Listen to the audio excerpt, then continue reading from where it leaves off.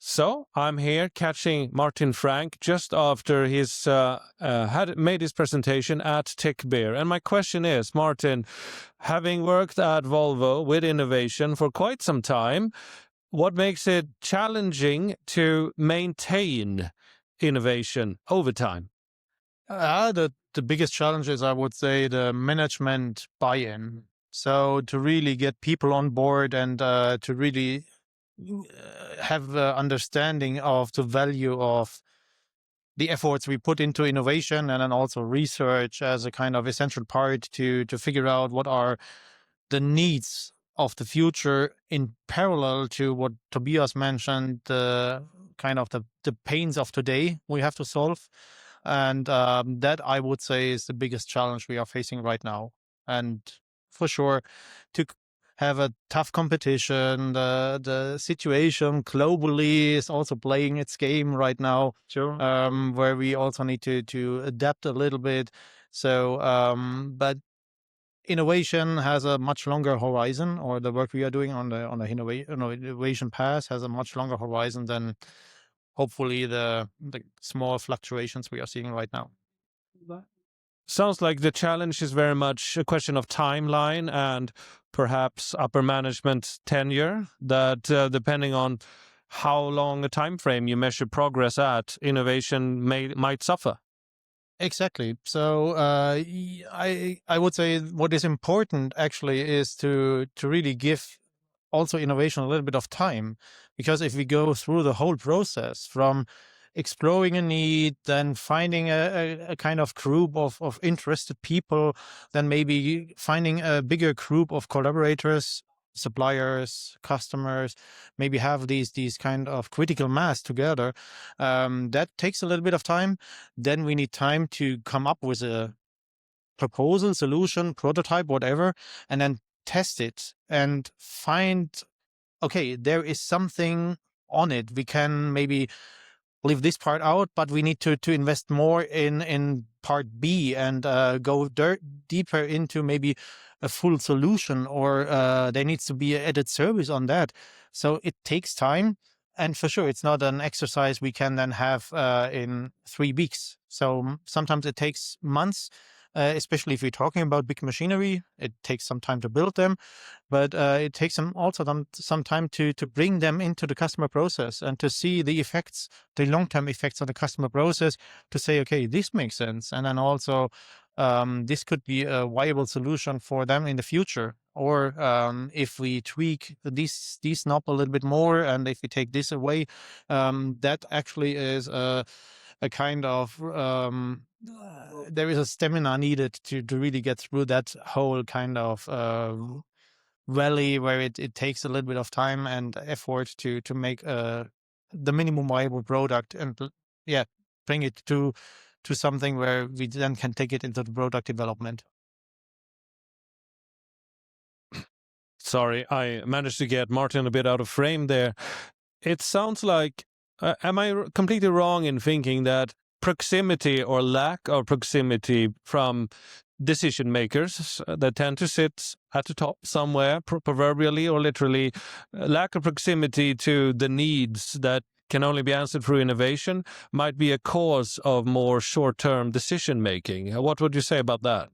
It's maybe not only the proximity, it's also the understanding of the needs. So sometimes we discover that we see needs that had been not expressed directly by the customer before. And that is just purely because we have asked the wrong answers.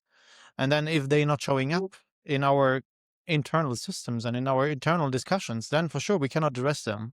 So therefore sometimes we need to zoom out and figure out, okay, what is the customer process? What is their pain? What is their kind of customer behind the customer? Really go into a deep analysis to find out where are the pain points really? What what do they do? What are the kind of drivers behind, and how many people are involved in a decision-making process, and how many people are kind of involved in a ordinary operational process on a customer side. That sometimes answers a lot of additional questions and creates a lot of needs that we then can address with maybe not a physical product, but maybe something that is more in the digital world, where we say, okay, maybe with this additional offering to our machines, that can solve something on the customer side where they even have not asked to solve this in the first place, but it totally innovates their process in some sort. Sounds like one word to describe it is empathy. Empathy with the customers and the customer's customer. Exactly. So we try to, when we are involved in education, we try to put the users in the center. And sometimes it's really hard to figure out who is a user. Yeah. And therefore, this empathy phrase is quite catchy, because then you can really say, okay, right now I need to really figure out what is the need of this person, of this maybe organization, or sometimes the user in the middle. It changes, and it changes also depending on the angle you're taking from which perspective you are coming internally from Volvo. If you're coming from product development, for sure, you're looking more from a product perspective side. But if you're coming from a service development perspective, you're looking more on digital solutions. And here, I guess that is something where we need to train our internal colleagues much more on taking on these kind of glasses of the customer, and working on this empathy a little bit more. Yes. Somewhere in there lies a duct tape solution. A final question, Martin. I know you're a visitor to Karlskrona and the ecosystem that is currently being rapidly mobilized, not entirely without friction, around preparedness, military and civilian preparedness. And that may not be your area of expertise, but looking at it from perhaps afar, from having worked in innovation for a long, long time, what kind of estimate and recommendations would you give to various players that may be grasping just how much time it takes to innovate, yet work under enormous time pressure to actually get things done now? I guess it's actually freeing up a little bit of the time of the people to work on this innovation. So, or at least to think about that. And then by that, having a possibility to express ideas, and also making a kind of foresight thinking into, okay, what is the next big thing that we need to be prepared of. And I guess the recent pictures we all see and don't want to see from Ukraine showed us how then the future of warfare looks like, and that we may have no big effect with especially from Germany, with the tanks and the high quality, if they can be taken out with a drone that costs 1,200 euros.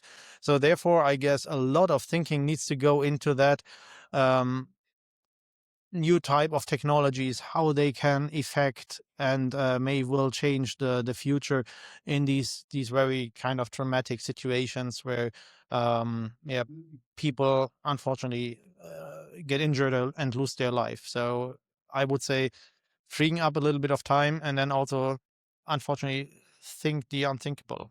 So that is something I unfortunately have to give as a recommendation.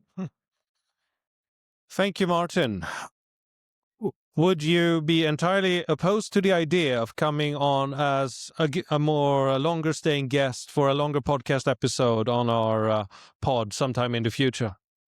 That would be fun, I guess. So, but I either need to then arrange my travel plans, or I guess we take that then online. We can definitely do it online. Thank you so much, Martin Frank from Volvo, for sharing with you how to innovate and how to perform that balancing act. That is what it's all about. Thank you, Sebastian.